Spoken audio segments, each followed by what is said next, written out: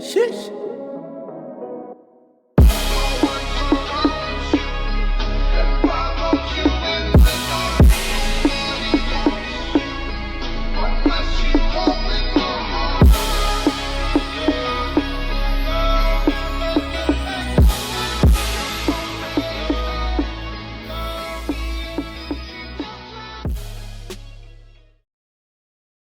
Travis. Young juvenile living like a jungle lord. Let me bad bitch for the angle for me gun broad. Young juvenile living like a jungle lord. Every junkyard. Young juvenile living like a jungle lord. Only for million for me first yard. Young juvenile living like a jungle lord. Take me chances, yeah me take risks. Not gun, keep it close. Oh, what's going on, Bloomsbury? No, you guys are looking up. Listen, make some noise for yourselves right now. Woo! Nah, you guys are looking good, man. All my great defeaters from the Undefeated podcast in the room, make some noise. Woo! Yeah. Hey, thanks for coming out, man. Listen, bruv, KG, where you at, bro? KG? Listen, KG's my co-host on the podcast, right? Boxing podcast. Make some noise for KG, man. That's my guy. And I'll tell you right now, yeah, if you don't know KG and you see him for the first time, you'd think, right, this guy's a roadman. But at the same time, one of the most lovable brothers you'll ever meet in your life. For me, I look at him and I think to myself, now this guy was way ahead of his time. Because you know, recently as men, we started doing the whole toxic masculinity thing. We're really addressing it. Mandem should say, I love you to the mandem, yeah? That's new for the vibes now, yeah? He's been on that from way back. And you know when it's awkward because you can't really receive it. Like, you know what I'm saying? When you're not really there emotionally, man be like, I love you, bro. And you just malfunction. Oh, that's love, you're the man. Obviously, got your back. Just,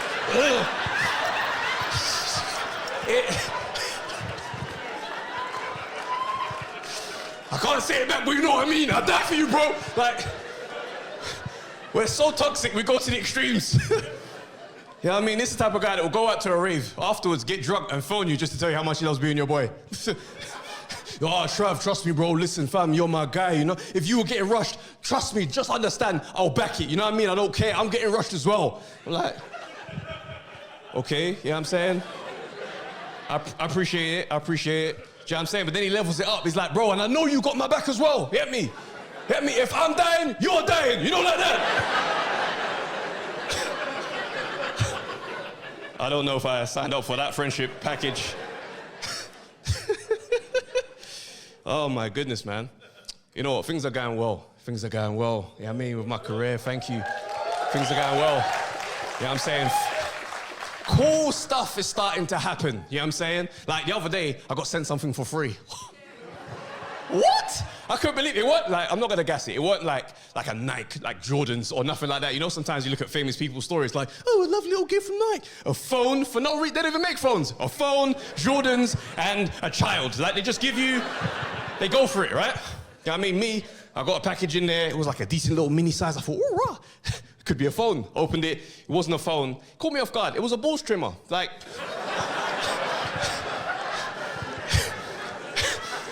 yeah,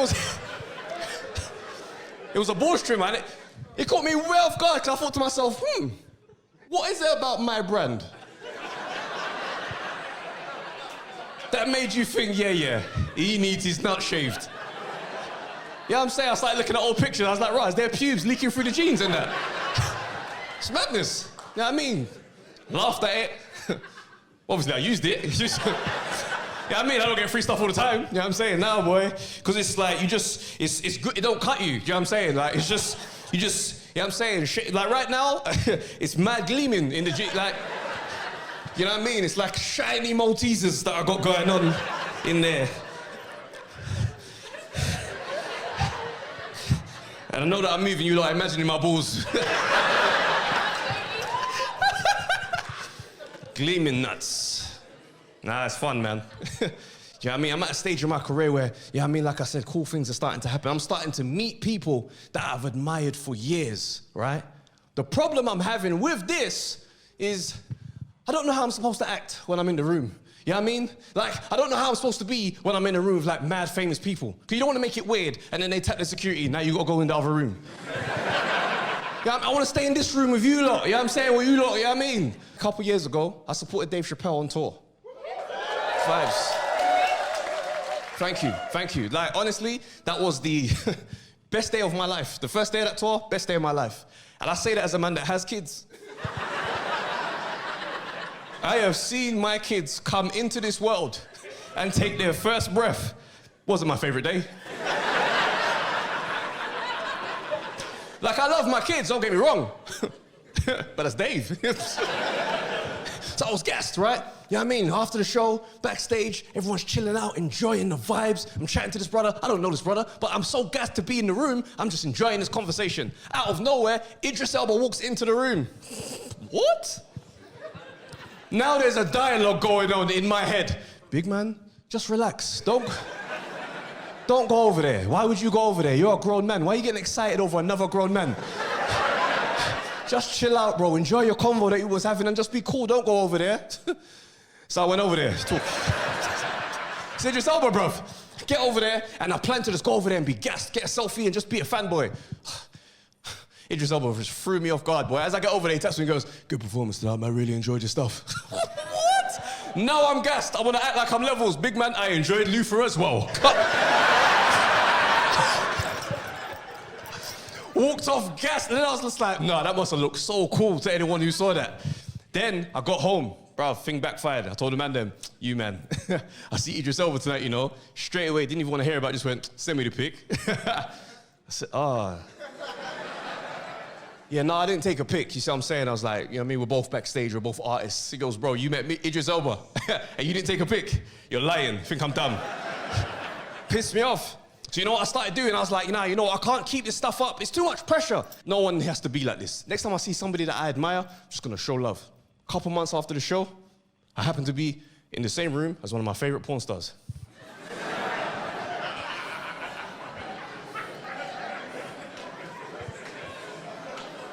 It's not quite Idris, but it's a hero to me. And I'll tell you right now, nothing could prepare you for this conversation. Like meeting your favorite porn star, it's not like meeting your favorite rapper, you know? You meet your favorite rapper, you know exactly how you're gonna give it up. Raw, Jay-Z, bro, Reasonable Doubt, fam, that's a classic. 444, how are you still getting better, fam? What's it like being with Beyonce? Do you get jealous? Like, there's bare things that I could just start a convo with him about. Me trying to give it up to a porn star, you just look creepy as hell, boy. I was there talking about, hey, listen, I've been following your work since I was 12 years old.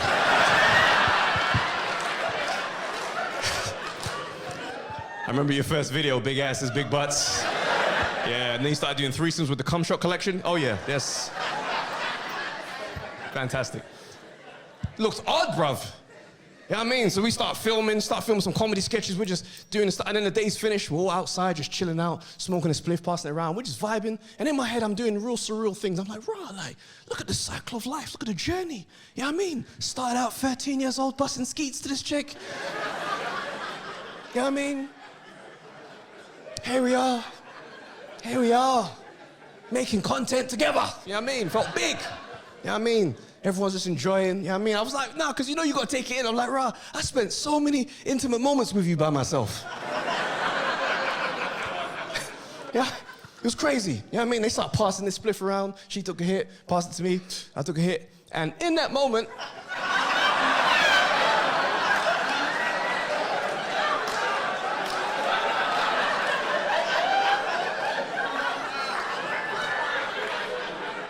I realized this woman has sucked over 1,000 dicks.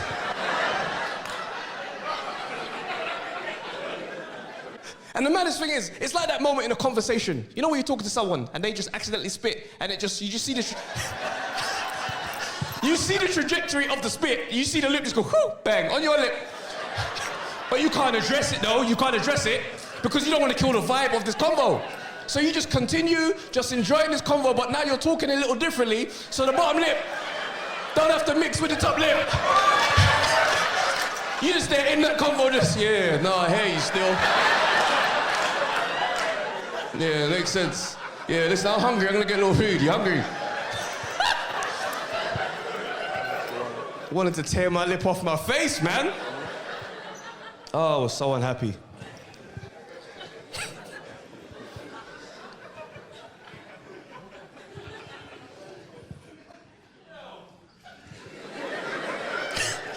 PTSD. You know what's mad? Yeah, we moved out of London. And I'm now starting to realize how South London I am now that I'm not in London, right? Because, like, growing up in London, you don't realize how intense the environment is.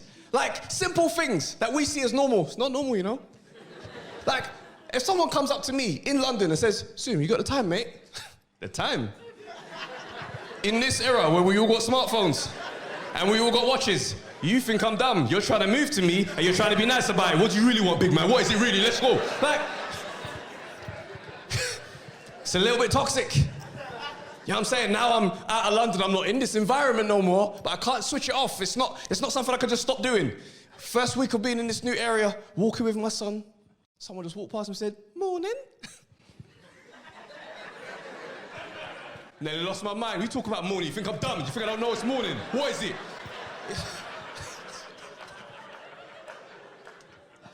I'm trying to change, man. You know what I'm saying?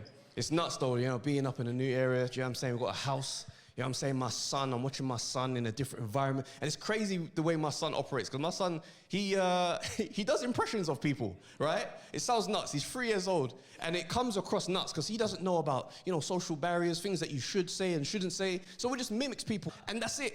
This guy came round, you know, to do some work on the house, right? And these men are, you know what I mean? They got these funny accents out there. You know, and he comes in, talking to my son, and he's like, you right, little man? You right, my man? Now my son is greeting grown men. You right, little man? And the thing is, it's mad because, like, he started to, I think he's picking up an accent, right, where we are, and it's just confusing me. Because you got to understand, I never imagined something like this would happen. Do you know what I'm saying? Because I'm like, I'm from South London, so naturally my son should just be from South London. Now I'm concerned, I'm thinking, wait a minute, now you're not in South London, you could grow up a little bit soft. You know what I'm saying? Now I'm a bit worried about that. So you know what I started doing? I started giving him South London lessons. Saturday, we drive in, we sit in Morley's, you know what I mean? Yeah. You're gonna know the culture. Sit down, eat those wings, bro. The little man talking about, I'm a pescatarian. No, not today. Not today. Eat the wings. Let's go. What's his name? Boss man. There we go.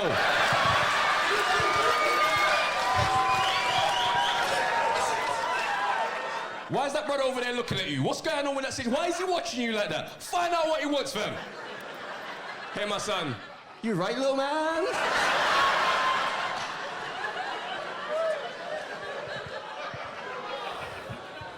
We're still working our way through the curriculum. He's not there yet. You wait till he gets a triple M burger, boy. Maybe. It's madness. You know what's crazy, right? It's like you start to think of different things. You know what I'm saying? It's like, rah, we own this house. I'm the man in this house. I go back to my childhood, and I think to myself, one thing I know about my childhood, yeah, is that when I was at home and my dad was at home, always felt safe when my dad was in the house. Always. There was never a time I felt like, oh, no, what could happen if someone breaks in? I'm like, no, my dad's here, big man. If you come in, you're gonna get mashed up. That's the belief. You know what I'm saying? I'd never see my dad second guess when there's a noise downstairs. You know what I mean? One time, boy, middle of the night, I heard a plate downstairs smash. Psh, and now I'm thinking to myself, rah, someone's really in the house. You know what I'm saying? But I'm like 16 at this point, you know what I'm saying? So I'm standing there in the dark in my room thinking, wait, if they're asleep, I'm gonna have to fight this brother, innit? You know what I'm saying? And I looked out, just as I opened the door, I saw my dad bust out the room, crowbar in hand, flicked the lights on, walked out on some milk, just didn't even care, didn't knock the door to me like, get my back, just went straight down by himself. I was thinking to myself, raw. Obviously, I wanted to feel like I was involved, so I stood at the top of the stairs. Dad, let me know if you need anything. Yeah. So now, I'm in my house, I'm thinking to myself, rah, those are the shoes I've got to feel, you understand? One time, me and my girl in bed, laying down, boom, sleeping, hear a noise downstairs, she taps me, Trav, I think someone's in the house. I wake up, grab the crowbar, family tradition.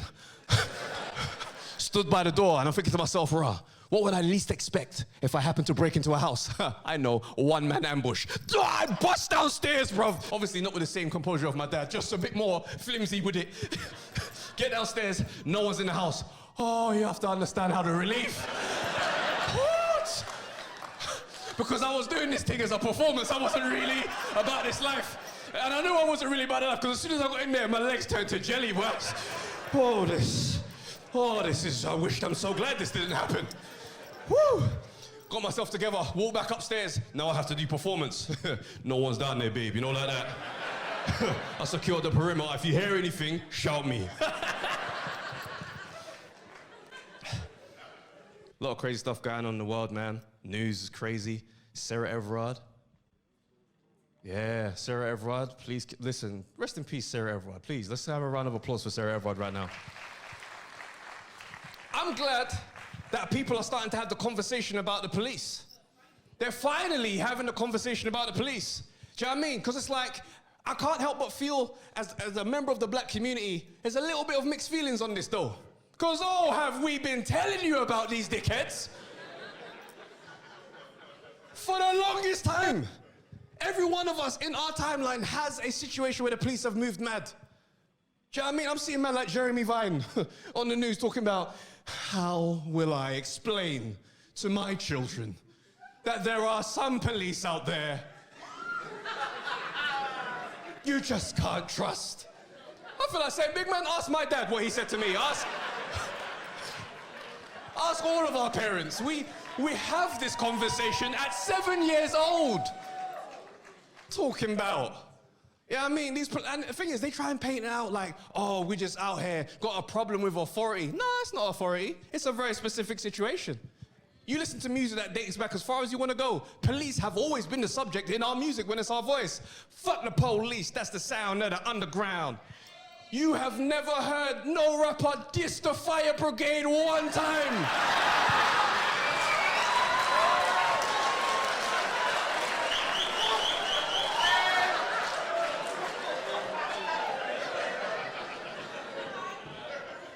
Fuck the fire brigade, I'll wait for it to rain. Not once.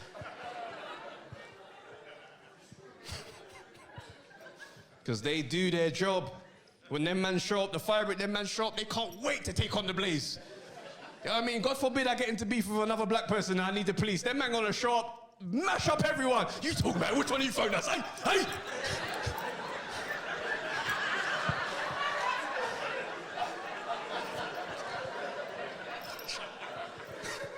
Man, are dickheads, bruv.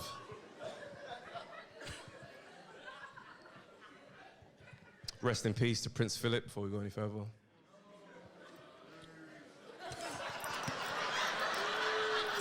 I love the confusion. Man, they're looking at me like, Roz, he being serious? Why is he?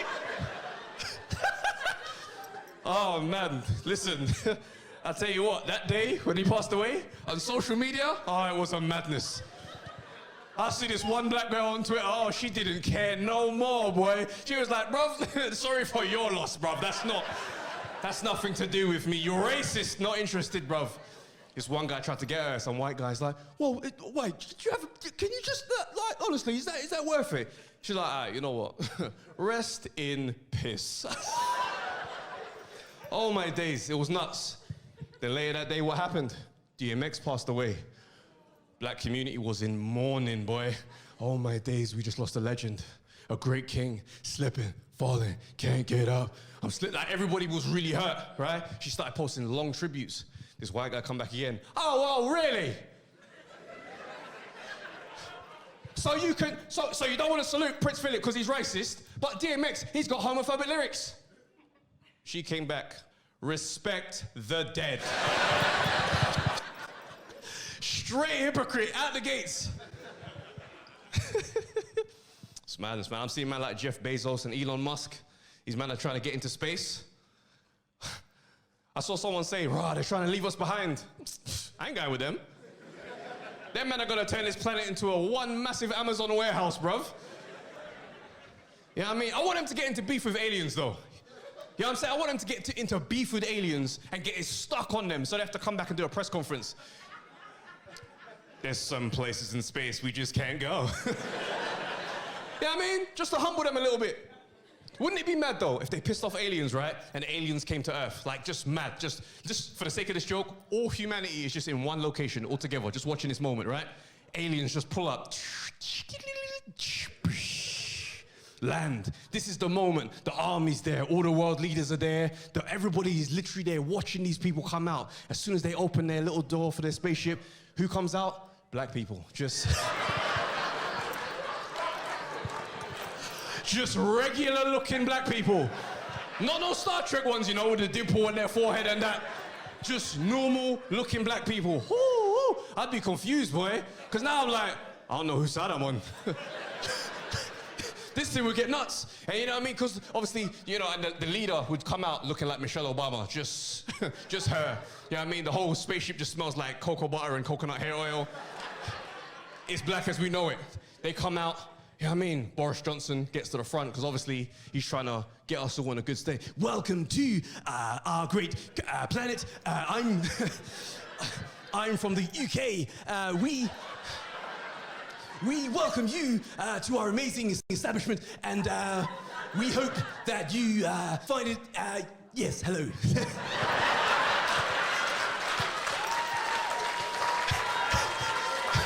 But the issue is, the planet that she's come from, they don't even respect white people like that. They're used to black authority. She's looking at him like, okay. How are black people being treated on this country? How does it work? How are black people being treated on this planet? And watch this guy live for his tail. We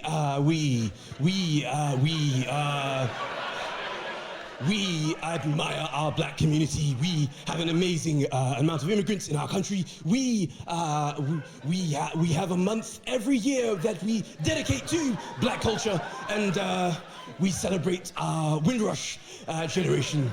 Yes. Now she's had enough. Can I just speak to another black person to verify everything I'm saying, please? I'll be in the back.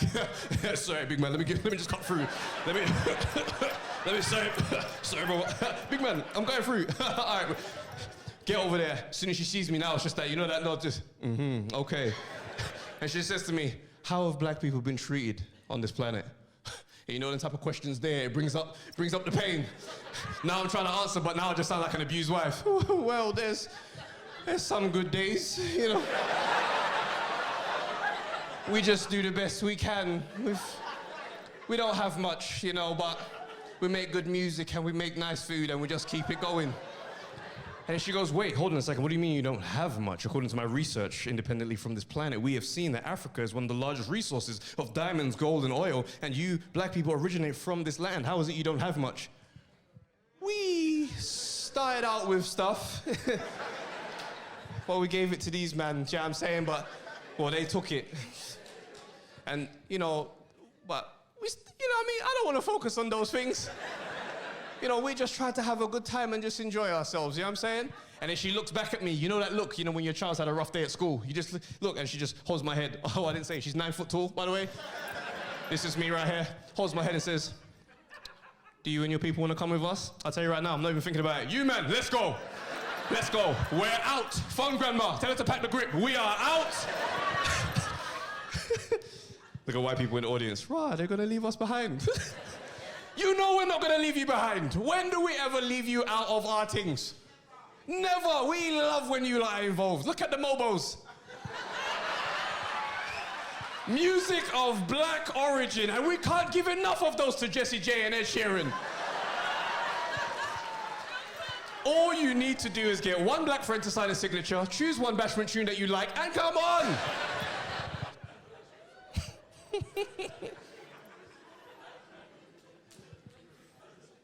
Mobos make me laugh, though.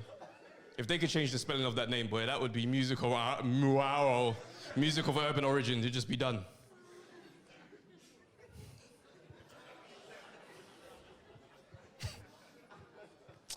This year, right? You enjoying?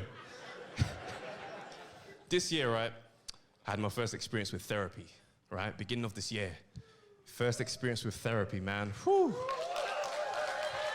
Yeah, thank you. It's tough, man. Because it took me a while to go into this process because I'm not gonna lie, I was curious about this therapy thing. I saw everybody talking about it, you know what I mean? So this is probably why they say, raise awareness, right? I saw people talking about it. I was curious. I looked at therapists like how you look at magicians. You know what I mean? Just like, oh, go on and do the thing. Let me, okay, do me, go on and chat to me and See how it goes. Yeah, I mean, because I'm looking at it like, me, what are you talking? You're going to get in my head and do your thing? Shut up, you know what I'm saying? This is Fort Knox, bruv. You can't chat to me. You know what I mean? So I'm going into that conversation with the therapist. I don't know how this thing's supposed to work. We're just in there chatting back and forth. And you know what I mean? It's just like, so tell me a bit about yourself. Decision maker, you understand? Confident, you know what I mean? Man, them respect me where I go. Yeah, just the nonsense stuff to sound good. And it starts to get deep. It's like, so I understand you're a stand-up comic. Yeah, man, I've been doing stand-up, you know what I'm saying, for a good amount of years. Oh, wow, that's amazing. Did you always want to be a stand-up comic? Nah. Actually, I wanted to go to the NBA. Wanted to go to the NBA, play basketball every day, dedicated my life to this thing. Wanted to go NBA, you know what I'm saying? But I'm a stand-up comic now. It's vibes. It's like, okay. How long did you play basketball? We're still here. About 8 years, you know what I'm saying? But I'm a stand-up comic now, you know what I'm saying? Things are going well, you know what I mean? They sent me a ball streamer the other day, you know what I mean? Just, so, I'm moving and shaking, you understand? It's going all right. And then she just goes, so how did you feel when your NBA dream, you know, was crushed? You know when you start to touch the sensitive bit. So now I'm just there like... and I just snap back and say, how about you shut up? How about that? This session's over. I think it's finished anyway. Shut up, man. I'm out. Not here for the vulnerabilities, you know what I mean? I stand up here to look good and feel good about myself. But one thing therapy taught me is that, like, I didn't realize this until, you know, looking at it and exploring, is that I looked at my dad for so many, how I modeled myself as a man. Do you know what I mean? I looked at my dad in a way that's like, that's my hero, straight up. You know what I mean? Dad, I know you're here. You're my hero, bro. But,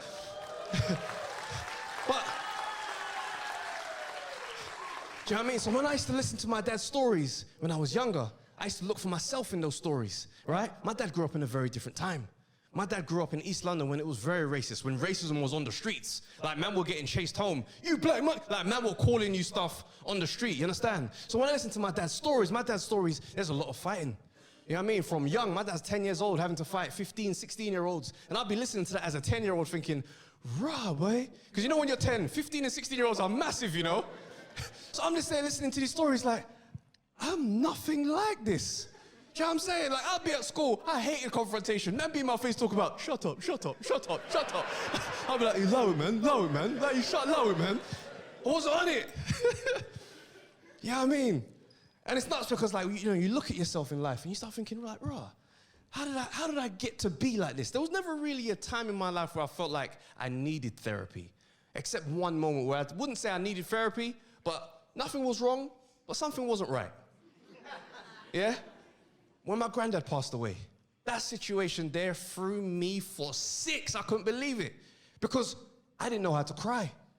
As a man, I had shut the ability off to cry because of something that happened in secondary school. Like most black boys in this country, our first traumatic experience is in school. I was in secondary school, year 7, right? St. Dunstan School. Mr. Kitchenman is the maths teacher. This brother is a dickhead. If anybody knows him, tell him I should slap him when I see him. So I come into school on this day, right? We've got maths homework to be done. I come in, I've done the wrong page on the exercise book, right? We've got all our answers down. He's writing the answers on the board and we're supposed to be marking our own work. Every single one of my answers is wrong. I'm baffled because the first one is 3 + 3 and I'm like, I ain't that slow. So I get up, I go over there, I said, yo, sir, I don't understand my questions, they're all wrong. He goes, you know what you've done, don't you? I was like, what? He's like, you've done the wrong page. I was like, in my head, figured it out. No big deal. I've obviously tried some homework. You can't be mad at me about this. This brother leveled up the thing. He looked at me and goes, you know what you are, aren't you? You're a fool. And I'm standing there like, rah, that was a bit too heavy for this. You know what I mean? Then he doubles it again. He goes, what are you? Call and response for this dickheadry. I'm standing there, and I know this is about to be a violation if I say it, but I'm 11 years old. I don't really know the confrontation thing like that. I'm standing there, and I'm a fool. As soon as I say it, I know I've been violated. That feeling hit me immediately. I'm livid in my head. All I'm thinking is, you could never talk to me like that if my dad was here. Are you mad? The way my dad would mash you up, bro. Oh man, all I could see was him getting flipped over the chairs. You know what I mean? But I'm standing there and the frustration is killing me. So all I can do is cry. Tears rolling down my face. I walk out the class and the tears are rolling down my face. And all I'm thinking to myself is, I'm never crying again. This didn't help me. This didn't save me. It's a dickhead thing. Shut that off. I promised myself that day as an 11-year-old child, I'm not going to cry again. Fast forward. I'm an adult, going through life. Everything feels cool. My granddad passes away. And I don't know how to process any of it. My granddad had prostate cancer, right? He had prostate cancer for quite a long time, so it wasn't a thing where it was affecting him. It was managed, it was under control. And then suddenly, it was no longer under control. I remember getting a call on Skype from my parents. Boom, granddad wants to talk to you. I get on the Skype, and I'm looking at my granddad on this Skype, and my granddad's disfigured. The cancer has taken over his body. I don't recognize my granddad in this moment. I'm with my brother and my sister. We're all there watching this for the first time together. They walk off crying. And I'm looking at my granddad's face and I'm thinking to myself, if this is going to be the last time we speak on earth, I want to make it a good conversation. So I said to my granddad, thank you for everything you've done. The life you led has made all of our lives better. Right now, you are in a house that you built in Jamaica. The house I'm Skyping you from, you bought this house when you came over to this country looking for a better way of life. We are going to look after each other. Thank you for everything. Boom.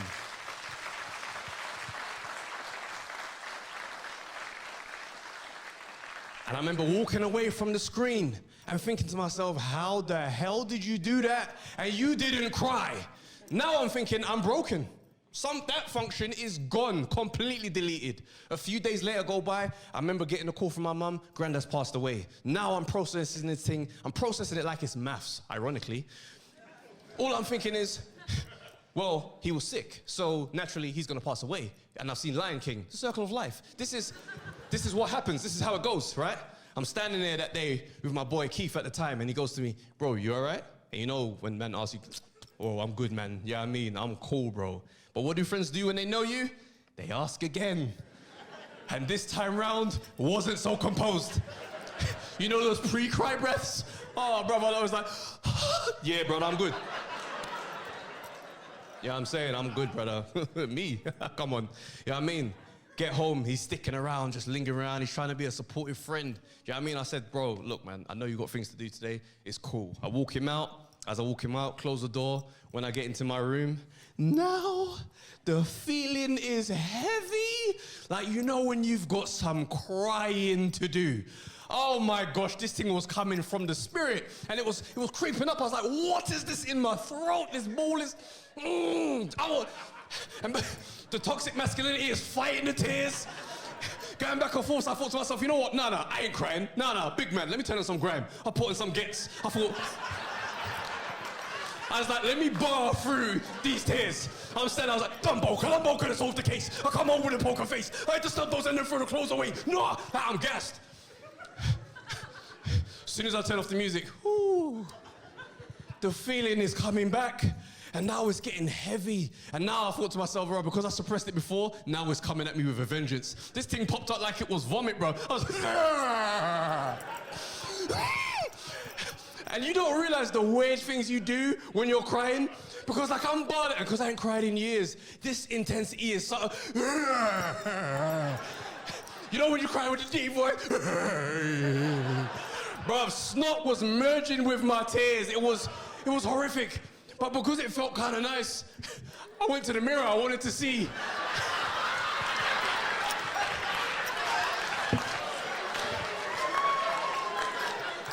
I wanted to see how it was looking, you know what I'm saying? So I started butter.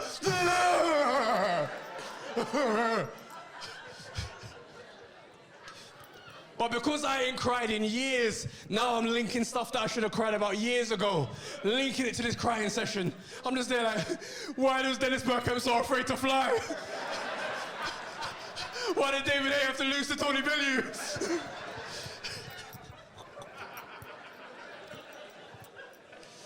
Oh, no. Oh, it's intense. Now, boy, the floodgate is broken. I can cry about anything anytime I want. You know what I mean? Sometimes I walk in and see my girl crying. I just join in. What's wrong? What is it? What is it?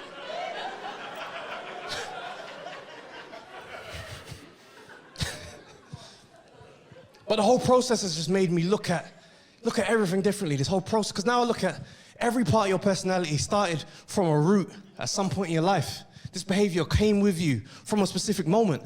So now I've got a way of looking at everything. I'm looking at racism in a different way. Because if everything is a root, surely stuff can be plucked and we can move forward. Because I ain't gonna lie to you, I thought violence was gonna be the only way racism gets solved, you know? I'm not even lying, I'll be real. You see that video of the guy on the train and he's being mad racist to them black boys? You black this, you black that, and it's going on for a good minute or so. Them man waited till they stop. Man stood there, he let him continue, walked off. As the door opened up, man turned around, and continue on his day. This brother fell down like a door, and I said, woof. Oh, I said, fool, that's a bit too much. But at the same time, bet you won't do that again, big man. Do you know what I'm saying? Like the life I've lived, a lot of violence I've seen resolution in violence. I ain't never dealt with one bully by asking him to allow it. Big man, don't take my lunch today if that's cool. Like, oh yeah, no worries, I'm glad we had this chat. It never happens like that. I had this one brother picking on man in secondary school. Oh, this guy was a dickhead, bruv. Hated this guy, but I was scared of him as well. But then the day came and I said, you know what? I don't business. Let's go. Every time you pick on me, I'm gonna scrap. I said to him, big man, outside, let's go. We get outside. I got smoked. Like, I got beat up so fast. You know when the fight just gets completely out of control? I don't know what my game plan was. It was only in the beginning of that fight I realized I don't know how to fight. This ain't even my thing. I tried to drapes in, bro.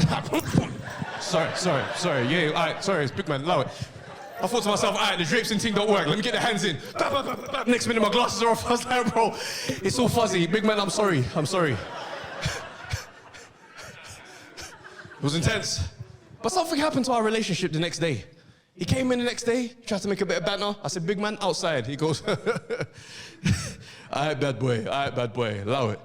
And then every time we saw each other after that, we started nodding heads. And I started to realize, wait a minute, this is how bullies don't like to work.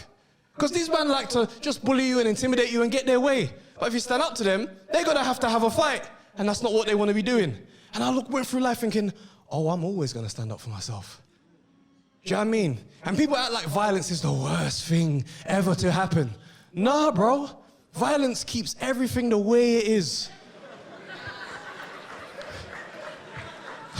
Violence or the threat of violence keeps everybody in check. You know how many men would love to be bullies?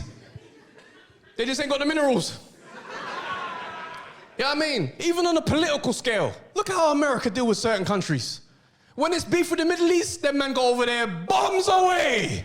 When we arrive, we're taking all your things. But when they had to sit down with Kim Jong-un, that brother sat down and said, if you man interfere with my nuclear program, I will see that as a declaration of war. Barack Obama said, okay.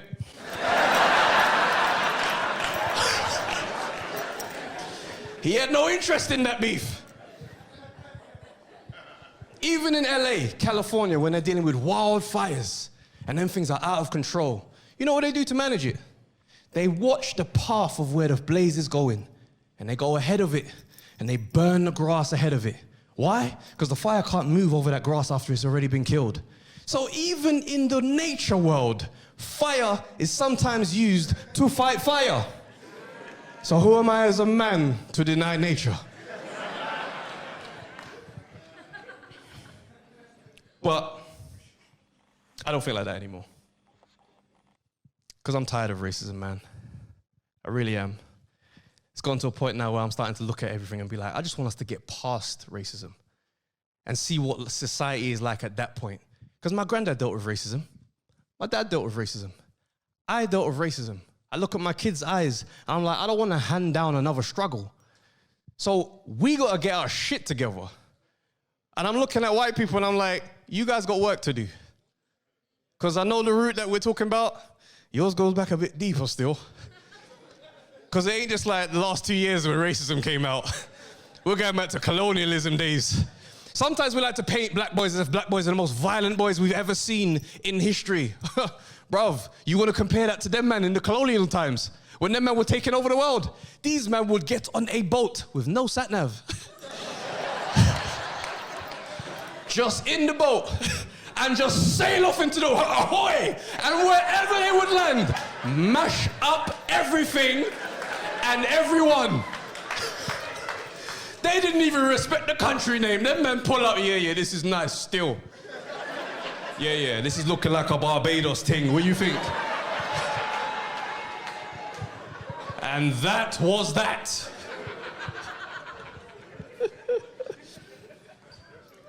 We gotta get our stuff right, man. You know what's mad to me is that sometimes racism irritates me, but it's the double standards more so than anything that piss me off. Like, look at the mafia. The mafia have the best PR the world has ever seen. Because now we look at the mafia and we just think about movies. We don't even acknowledge that these men are still real and still doing the same shit. These men have got PR down, because you think of mafia, you go straight to, oh yeah, I love Scarface. You know what I'm saying? Goodfellas, you know what I mean? Don Corleone. Like we just enjoy it. These men are real and active. Do you know what I mean? But what I don't understand is how we're just so like, we just look at them like it's cool. I saw an ex-mafia man on a daytime TV talk show in America selling a book. And this book was a tell-all book on his days as a hitman in the mafia. And I'm watching this fascinated because he come down well-dressed, looking good. I said, yeah, if I was there, I know you smell nice. You know what I'm saying? Charming man, you know what I mean? And this guy just sat there so well-dressed and proceeded to tell us one of the most gruesome, brutal, horrific stories I've ever heard in my life. Brother sat there, you know, so me and my brother Paulie, we worked with my Uncle Tony, right? Uncle Tony's a great guy. If you ever meet him, you'll fucking love him, right? So Uncle Tony, listen, he got a restaurant with my aunt, Spaghetti and Meatballs, 41st Street, New York. If you're ever in New York, you gotta go tell him I sent you, huh? Anyway, so Uncle Tony calls us sit down, right? Calls the family, sit down. We get to the meeting. I said, Tony, what do you want? He said, Uncle Tony to you, huh? We laughing, you know, we having a good time. So we sitting there, you know what I'm saying? I'm eating my meatballs, you know, Uncle Tony gets up, he says, hey, reason why I called this meeting, we gotta whack Mickey. Soon as he says we gotta whack Mickey, I got tears in my eyes. You know, Mickey taught me and my brother Paulie how to drive. Mickey was a great fucking guy, right? I said, hey, why we gotta whack Mickey? He said, look, Mickey's been stealing money from the family. I said, how much are we talking? I said, how much are we talking? I pay it back. He said, 300 grand. I said, wow. Mickey is dead to me, right? Anyway, so me and my brother Paulie, I say to him, look, before Uncle Tony calls the hit, let's go and see Mickey, let's see what's going on, huh? So we get to his apartment, boom, boom, boom, we standing outside, knocking on the door. I say, hey, Mickey, open up. He says, I can't do that, Frank. I said, Mickey, Mickey. I look at Paulie, I'm like, get a load of this guy. Anyway, long story less long, we in the apartment now, we standing in there. Cause he wasted my time, now I want a souvenir, you know? So we start pulling his teeth out, you know, one by one. We get to the last tooth and I'm telling you, I shit you not. He's looking at me and he's crying his eyes, ah! And I say, hey, that's what you look like as a baby. Hey, we're laughing, you know, we're laughing. But when I think back to those days, I gotta say, me and my brother Paulie, we had some great fucking times. But listen, it's all in the book. You gotta buy it. $12.99.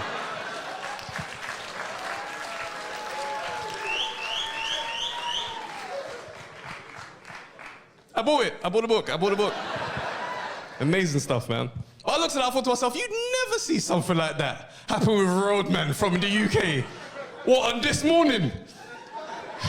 Getting the man from Peck. Bruh, listen, one time we caught that dickhead, you know, caught him, yeah. So obviously, man's backed out the ting, you get me? Lying man out, get me ketchup everywhere, big man. You get me, ketchup, obviously, you know what I'm trying to say? Boom. Anyway, man stabs man out, obviously, clocked he's not even breathing, but we're still stabbing, fam. Yeah, but it was nuts. And then you go back to Philip Schofield, okay. And then Holly's like, well, next up, we've got Gino de Campos. Show you how to make dumplings. Like...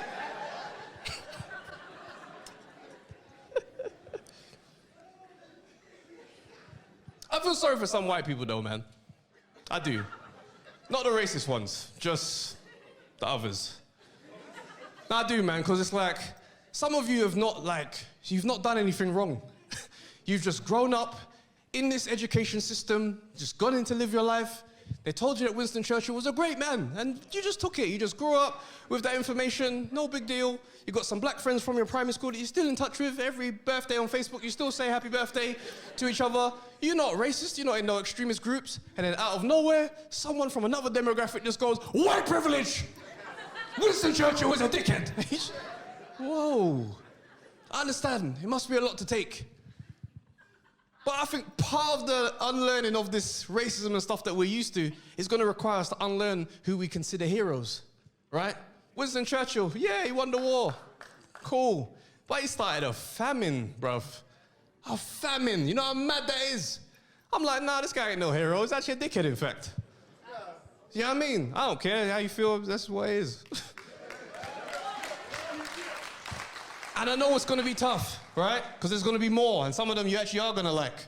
We've been through it as well. Because when that stuff about R. Kelly came out...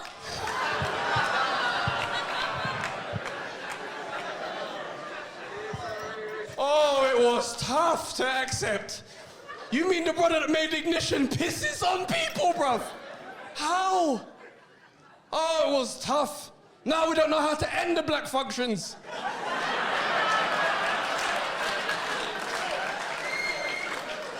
Because it was Step in the Name of Love, Candy, and then we're out. You know what I mean? Now, boy, you want to enjoy his music? You are making a firm political decision. You know what I mean? Step to the left, step to the right. Whoa, I'm supporting abuse. One sec, let me chill. It's too much. Did a show last year, Comedy Central. Had some jokes about R. Kelly I wanted to get off. They said to me, can't tell no jokes about R. Kelly because the trial is still pending. He could sue us. I said, okay, cool. The trial has happened now. Let's have some smoke for R. Kelly. You see, this brother, what makes me sick about this youth? He was hiding in plain sight the whole time. We didn't even know he was a sicko. He used to do weird things and we just thought, that's just chaos. Nah, bro. This guy ad-libbed the word booty for 4 minutes, unprovoked. You ain't seen that truck, feeling on your booty. This brother's in the booth. Booty, booty, booty, booty. What? So much? All of his songs sound disgusting now. Seems like you're ready. Why isn't it obvious she's ready, bro? My mind's telling me no. But my body... Bro, it's disgusting. The guy's a sicko. Do you not see that video that he did when he performed in Ethiopia in front of the crowd? Bunch of teenage girls in the front row. This can only be described as a fusion of R&B and human trafficking. I don't know what that is genre. This brother was in the front row talking about, do you have your passports? Did you get your shots? What? Girl, do you want to come back with Rob to America? The whole backing singers, America. It's like, what? What type of sicko is writing down this lyric? Did you get your shots? Oh, my days. Brother called himself the Pied Piper. You know the story of the Pied Piper? I'm not talking about the kiddie one either. Because the kiddie one is all watered down. Oh, the guy played the flute and all the rats followed him out the village. No. Brother played the flute, but he had beef with Hamlin. So he played the flute and the music was so amazing, everyone admired it, all the rats followed, but then so did Hamlin's children. Followed him to their demise. Just like the Surviving R. Kelly documentary. Because none of those girls were still in touch with their parents. Oh, this guy's a sicko. Man, them talking about, nah, Trev, you can't say that because it's a conspiracy theory to bring down a black man. Nah, cuz, some of these men are nasty dickheads and they need to get brought down. We gotta clean up the work. Look at Bill Cosby, another one. Bill Cosby, brother, Mr. Pudding Pop. Nah, bro. Get this old man the hell out of here. This brother's a weird you. If you go back to old videos of his stand-up, the brother's there talking about, you get the Spanish fly, you get it in the, put it in. You put it in the drink, and then she comes back with you, and then it's hello. Get this sicko out of here. This brother's not in jail right now, and you know why? He's walking around acting like I've always trusted the justice system and I knew I'd be free. No, bro, here's what actually happened, yeah? Because I read into this nonsense. This brother, they sat down and they said to him, look, come into this room right here and tell us everything. Just be honest, just give us the truth, and we will not prosecute you. They came in there, he sat down and told them, got the pudding pap. Told him everything he did. They said, nah, that's disgusting. You're going to jail. Bow, put him in jail. Years later, now they're talking about, well, actually, that's a loophole. You can't do that. That's how he's free. Not because he's innocent. Man talking about, no, but he was trying to buy NBC. I got some advice for anybody who's thinking about buying NBC. Don't drug women to have sex with them.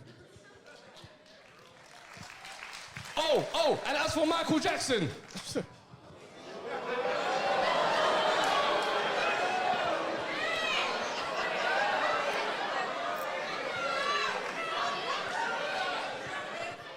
Respect the dead, man.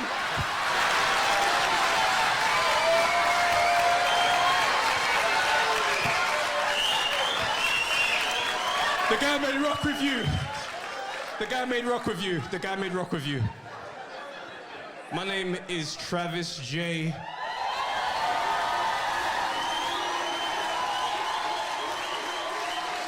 Thank you.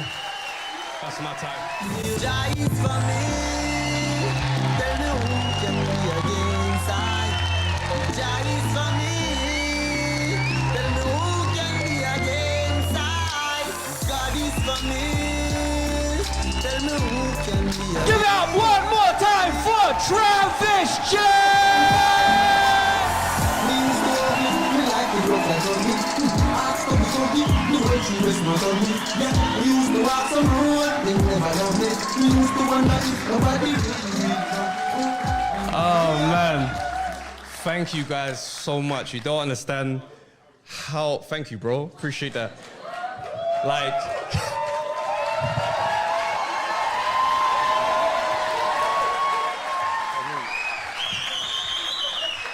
I tell you lot something, yeah? Years ago, about maybe 8-9 years ago, we did a show in this theater right here. I don't know if anybody remembers it. It was called About to Blow. And we had all of the guys from my era. We had Axel, Babatunde, Mo, Dame Baptiste. We was all there on the lineup. And I remember I had a horrible gig that night. I was pissed. You know why I was pissed? Because I did the most promo. I got us on the radio, got us in the newspaper. Like, man, we're talking about this thing. And I had a bad gig. And I remember I was backstage with Keith. Keith, I don't know if you're here, bro. And I said to Keith, I said, the next time I come back to this venue to perform, I'm coming back by myself. And I'm making that right.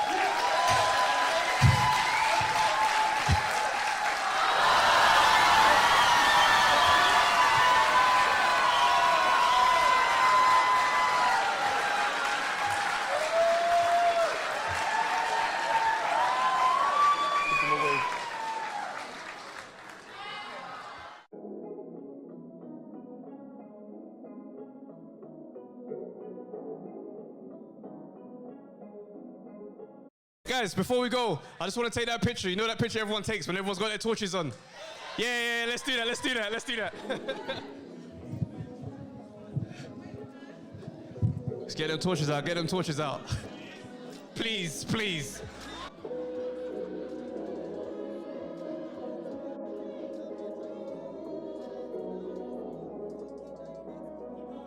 Shish. Oh, this looks sick.